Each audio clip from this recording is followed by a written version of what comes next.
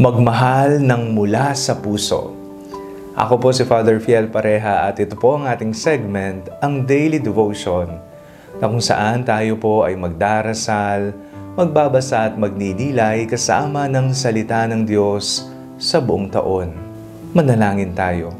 Sa ngalan ng Ama, ng Anak at ng Espiritu Santo. Amen.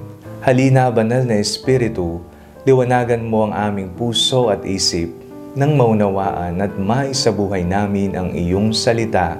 Amen. Our Bible passage for today is from the letter of St. Paul to the Romans chapter 12, verses 9 to 10, and I read it for you. Let love be genuine, hate what is evil, hold fast to what is good. Love one another with mutual affection. Outdo one another in showing honor. Papaano ka nagmamahal? Ito ba ay sa pilitan, dala ng obligasyon, kailangan kong gawin? At ito na ang aking ambag sa pagmamahal? Yun ba ang tunay na pagmamahal? O ang ginagawa mo'y nagmamahal ka ng mula sa puso? Nagmamahal ka kasi nagmamahal ka.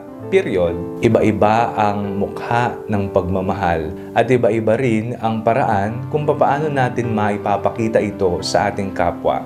Ngunit, iisa lamang ang kahulugan nito. Ang pagmamahal na nagmumula sa puso ay makapangyarihan.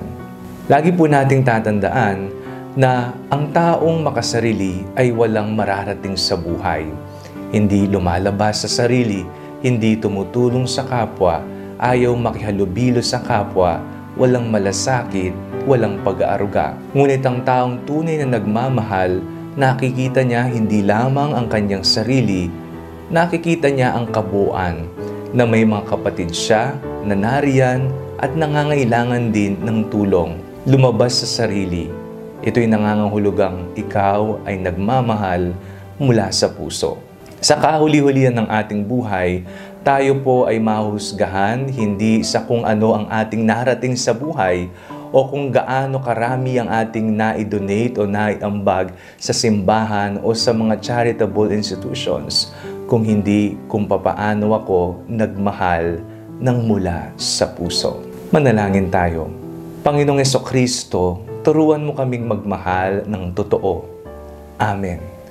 Sa ngalan ng Ama, ng Anak, at ng Espiritu Santo. Amen. Huwag po ninyong kalimutang i-like ang video ito, mag-comment po kayo and share it with your family and friends. Ang Panalangin Bago Matulog ay may sariling Facebook page na po. Huwag niyo pong kakalimutang mag-like at mag-follow dito. And do not forget to subscribe to our YouTube channel.